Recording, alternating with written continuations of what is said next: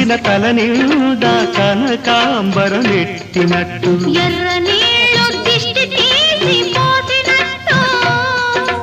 ఎర్ర నీళ్ళు దిష్టి తీసి పోసినట్టు కర్పూరం హారతి ఇచ్చినట్టు ఆకాశం ఎందుకో పచ్చబడ్డది ఆ నడుమ బొట్టేమో ఎర్రబడ్డది వీచే గాలుల తాకిడి సాగే గువ్వల అలజడి రమ్మని పిలిచే పైబడి